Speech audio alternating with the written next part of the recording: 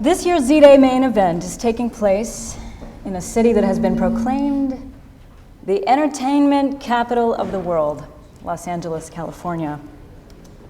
The entertainment industry generates billions of dollars in revenue each year from the production and release of television, film, music, online programming, books, and video games for public consumption. Revenue in the industry increased by 15% from the year 2000 to 2008. The employment sector grew by 20%, and the overall entertainment industry grew at least 50% in a recent decade. There is no question that, just as we discovered in the 1930s, even in a recession or depression economy, people will happily spend a portion of their hard-earned limited income on entertainment. Millions of people worldwide are pouring money into an industry that allows them the freedom to escape from their everyday life.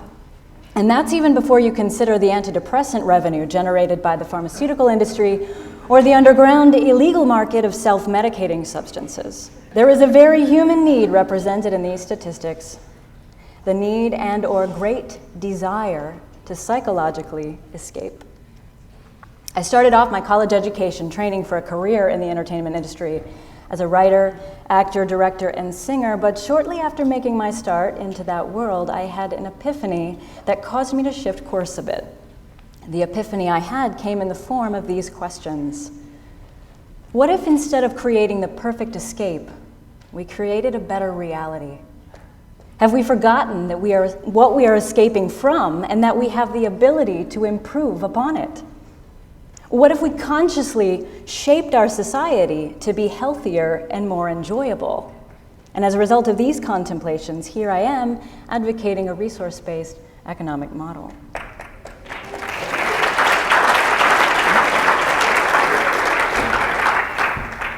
I've titled this presentation, Moving from the Great Escape to an Improved Reality, and I want to begin by posing this question to you, members of the audience, and I don't know if we can up the house lights just a tad for this one. Thank you. What comes to mind when I ask, what do you enjoy escaping from? Take a quick moment to reflect on your own circumstance and consider what applies to you personally. And of those answers that come to mind, pick just one of those for a quick exercise. Now that you have one in mind, one of those things you enjoy escaping from, similar to evaluating personal relationships within a 6 degrees of separation framework, I'd like you to consider just how many degrees that problem you're thinking of is from money, either having money, needing money, or managing money, a degree being a relationship connection. Now, raise your hand if money is 3 degrees or less from what you are escaping from. Keep your hands up only if it is 2 degrees or less from your problem. Keep your hands up if it is 1 degree away or if money itself was part of what you were thinking of. Quite a few. You may notice that just as in the well-known parlor game called 6 Degrees of Kevin Bacon, when it comes to issues we'd like to escape from, money may be perceived as our Kevin Bacon, which may give a whole new meaning to the phrase, bringing home the bacon. This is not at all to suggest that money is evil, but rather to have you entertain the idea that money is a tool used in our current exchange economy whose detriment often outweighs the benefits of its use, both in work reward scenarios and in a greater social context, when compared to what we can technically accomplish using modern advancements in science and technology. In our current market culture, money is considered a valuable commodity in and of itself in a market system where greater value is placed on scarce resources. But consider this. We can technically feed, clothe, and shelter every person on the planet Earth at this point in human development. Ways to meet those particular human needs are not a mystery to humankind in the technical sense, only in the monetary economic sense of resource acquisition. Now, you may have noticed that when I asked you about the money in relation to your problem, I didn't just ask if needing money was related to your problem. I also asked if having or managing money was related to your problem. And some of you may be wondering, when is having money a problem? Especially when money can be used to purchase goods and services that make our life easier. Some people have even affectionately referred to money as survival tickets, and rightfully so. So what can be problematic about having so many survival tickets? This would be a great problem to have, no? Let me start by recounting 2 quick stories. I used to work for a multi-million-dollar investment bankers several years ago, and in this environment, one day, a financially advantaged celebrity confided in me a secret. He was looking particularly depressed, and I asked him if he was feeling okay, and he responded by saying, "Some people think my life is so easy, and in some ways it is, but when it comes to relationships, my life is especially difficult. I never know if the person I'm in a relationship with is with me because they enjoy being with me for who I am, or because of what I can do for them." Fast forward to years later, I'm doing some freelance work for a successful business owner who has made his fortune in the financial services industry. He discovers I volunteer for the Zeitgeist Movement, and he becomes vaguely familiar with the model we advocate. He says to me, "I've been thinking about this resource-based economy, and Jen, I have to be honest with you. I really like my stuff. I worked so hard for it, and I really like my stuff."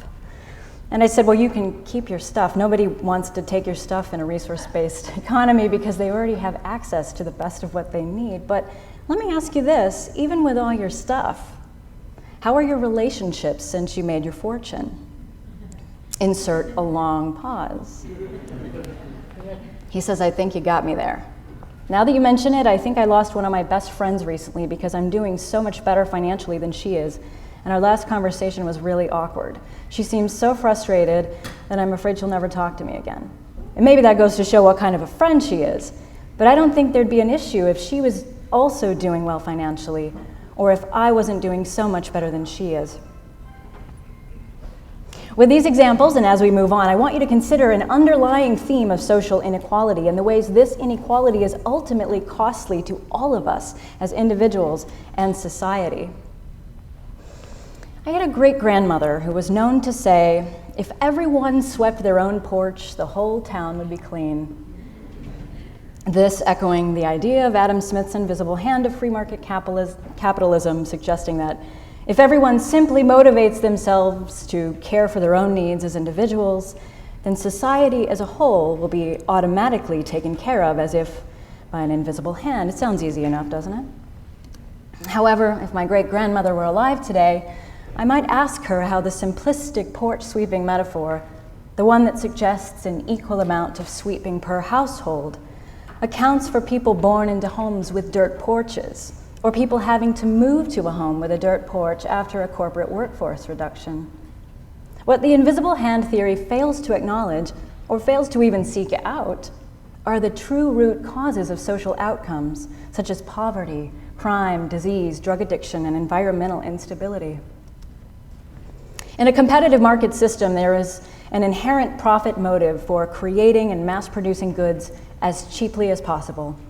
The benefit may seem to serve the cost-conscious consumer and the business owner alike in a happy win-win scenario.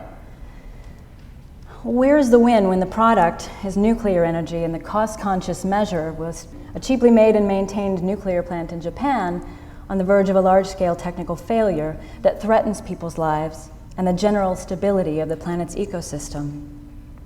How expensive did cheap just get? And who ultimately benefits from that? No one.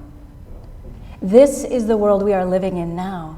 It's not ponies and apples and bread and mittens and lanterns anymore. And we need an updated system that is conscious of this interconnection by design. Money has been considered by the free market advocates to be a great equalizer, probably because it does allow for far more flexibility of exchange than barter, but mostly because of the erroneous notion that money serves mankind as a tool of equalizing democracy. It is perceived that we are voting with our dollars and thus directly forwarding the progress of the best goods and services for us as individuals and thus also all of humankind. But here's where that particular market system vision falls short of reality and moves into the realm of mythology. It presumes consumers start out with the same amount of votes or money. It presumes consumers are omniscient, knowledgeable enough to always properly evaluate what is best for them in the short and long term. It presumes business owners and advertisers with huge profit-reward incentive to mislead consumers would never actually do this. It assumes the best possible quality is always a factor in a purchase decision instead of perhaps quality relative to limited choices that fit budget restrictions. It assumes that the people who have made the most money in society have rightfully earned it by public purchase consent related to their high-quality goods and services. And unfortunately, as consumers in today's monetary system, our actual freedom of choice is limited by our purchasing power. And there is no equalizing democracy with our money, and Adam Smith's invisible hand is in fact so invisible, we cannot observe any evidence to support its existence.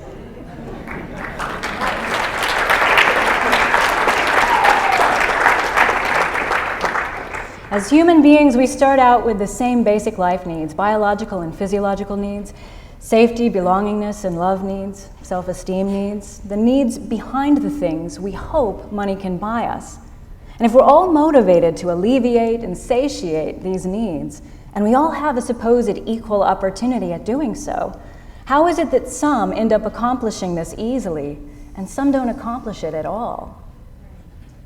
Are there cause and effect patterns that can be detected? Are there conclusions that can be drawn from the feedback of these patterns? Yes. And here's where we move from seeking a great escape from reality to consciously creating an improved reality. And these are characteristics of a resource-based economic model. Number one, no money or market system, not even a barter or exchange system in that sense. Money is not a need, it's merely a route to a need, an abstraction conceived by men to presumably make life easier, but we can move past that now. Automation of labor, machines doing the jobs that machines can do, freeing people to contribute to society in ways they enjoy contributing. This places automation innovation in a position favorable to humans, as opposed to the current one where technology replaces jobs. Technological unification of Earth via a systems theory approach. Strategic access in place of personal property. For example, you have access to the best of what you need when and where you need it, instead of everyone owning and storing individual goods. Self-contained, localized city and production systems. The scientific method as the methodology for governance, the proven current best solutions are implemented instead of solutions based on popular opinion of elected officials. What I like most about this strategic access model is that the reward for exploitation is removed, offering no reward incentive to gain from exploiting another person. But wait, not so fast. You may say, what about the human nature of competition? Wouldn't that thwart any effort for such a unified systems approach? While many argue today the specifics of the nature versus nurture debate, from blank slate behaviorism to genetic determinism, it has become clear, at a minimum, that our biology, our psychology, and our sociological conditions are inexorably linked to our environment we inhabit, both from the standpoint of biological evolution to short-term biases and values we absorb from our environment as part of our cultural evolution. Consider that indeed humans are competitive when it comes to obtaining desired resources that are scarce. But when resources are plentiful, there is no natural advantage to compete. But wait, what if I don't want to be a part of any global system and you can't force me to? When I run into people who are adamantly opposed to some global access system being imposed on them, I remind them first that they're already in a global system that is imposed on them, the monetary system. And then I remind them that participation in a resource-based economy would be voluntary, and that the implementation of these ideas is not contingent upon having the approval of every single person on the planet to get a global system started. I also then proceed to secretly wonder if these same folks when they are apartment hunting or house hunting, when they walk into a prospective new place and see that it is pre-equipped with plumbing for running water, toilet facilities, electric wiring, and perhaps a cable hookup, they are equally bothered by the imposition of the assumed desire for those basic provisions as they have been built into the said infrastructure. It's so outrageously oppressive, isn't it? But wait, what about incentive? Without money, only relying on volunteers, what's to stop people from becoming lazy and taking advantage of other people's labor? A couple of points to that. Studies show that repetitive, mundane jobs lend themselves more to traditional if-then rewards such as money, whereas money doesn't seem to motivate people in jobs that involve innovation and creativity. And you can read more about those studies in the book, The Upside of Irrationality by behavioral economist Dan Ariely, or the book Drive, The Surprising Truth About What Motivates Us by Daniel Pink. Repetitive and mundane jobs also happen to be the easiest jobs to technologically automate. Without money as an obstacle in a resource-based model, jobs people don't want to do will simply be automated, while jobs that involve human creativity will involve humans that get a reward from the work itself, volunteers. In a 1992 Gallup poll, more than 50% of American adults, 94 million Americans, volunteered time for social causes at an average of 4.2 hours a week, for a total of 20.5 billion hours a year. And that study was done in an environment where people also have to work for money in order to live. So imagine what type of creative and innovative work you might be excited to contribute to if your needs were met at a high standard of living. Consider that the laziness that people fear might occur, behavior that we do see in our current market system, is actually a behavioral response to not having the freedom to choose work that would be quite satisfying to that person while they still have their basic needs met.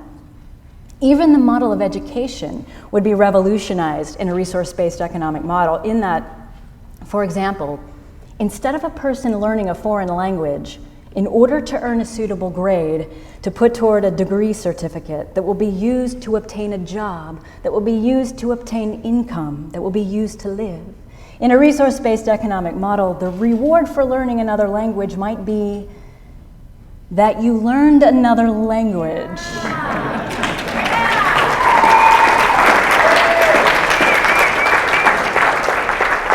As a skill you desired to acquire, of course. Revolutionary.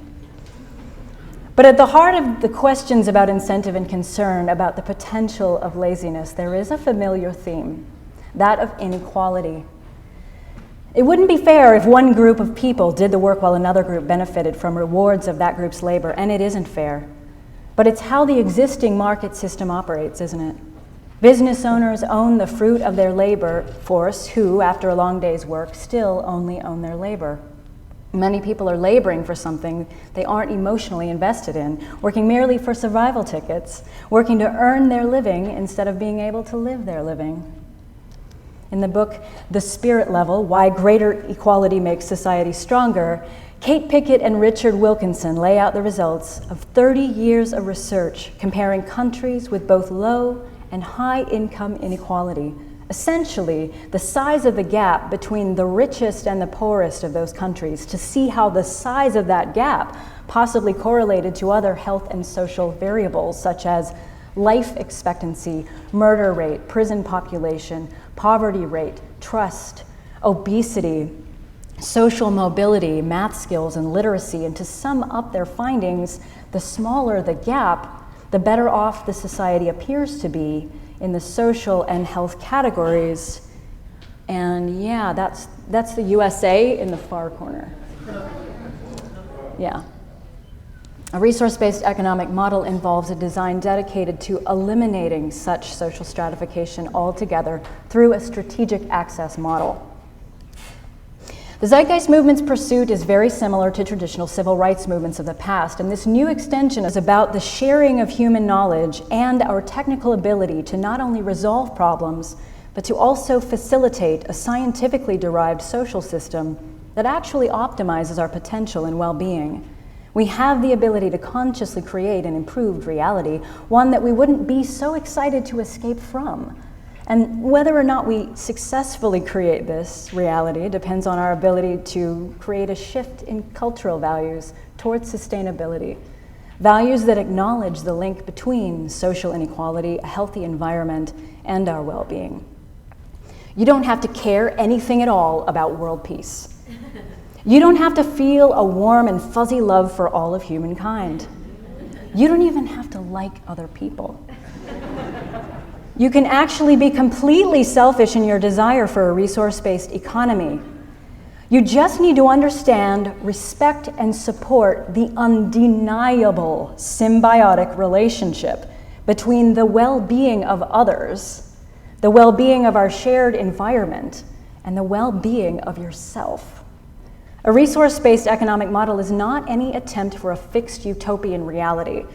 There will still be problems, just new problems, but a move towards a consciously improved reality that is continually updated using science and technology for social concern, simply the next intelligent evolution for humanity.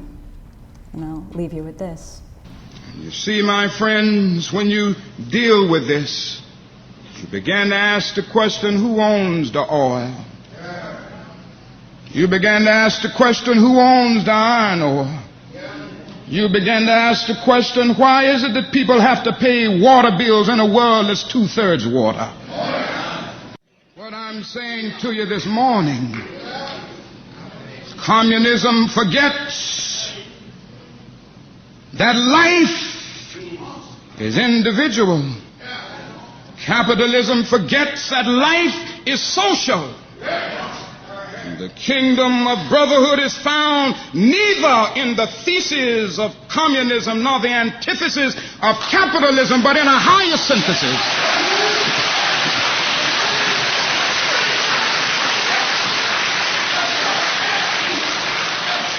It's found in a higher synthesis that combines the truths of both. Now, when I say questioning the whole society, it means ultimately coming to see that the problem of racism, the problem of economic exploitation, and the problem of war are all tied together. This concludes my presentation.